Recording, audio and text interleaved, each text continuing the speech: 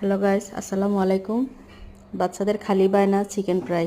যত chicken fry দেওয়া হয় আসলে ততই ওদের মন ভরে না।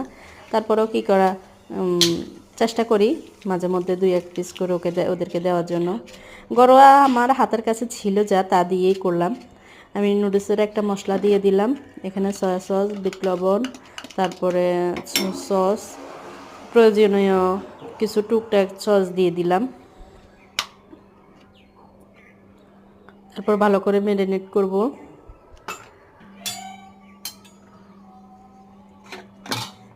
দিয়ে দিলাম রসুন বাটা, তারপর দিলাম বাদাম, তারপরে আদা,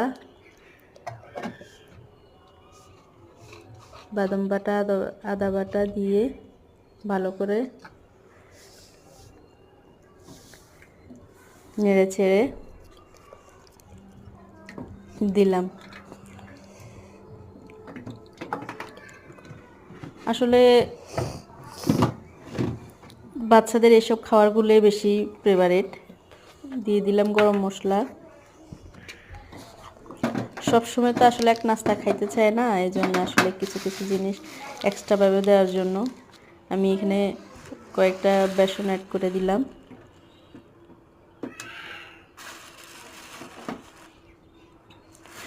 এ আর কি, মনে করেন হাতের নাগালে যা থাকে আর কি,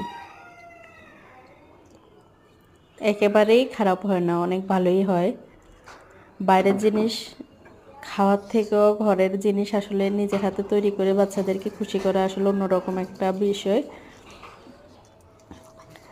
এখন 30 মিনিটের জন্য আমি রেখে দেব, যেন ভালো করে ভিতরে মশলা লবণগুলো ভালো করে। এখন দিয়ে দিব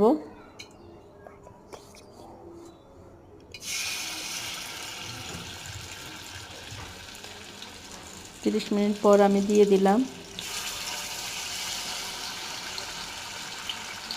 এই মশলাগুলো রেখে দিলাম, এগুলো একটা সসের মতো করে ফ্রাইগুলো এখানে করে নেব, যেন বাচ্চারা খাইতে সুবিধা হয়, একটু নরম হয়।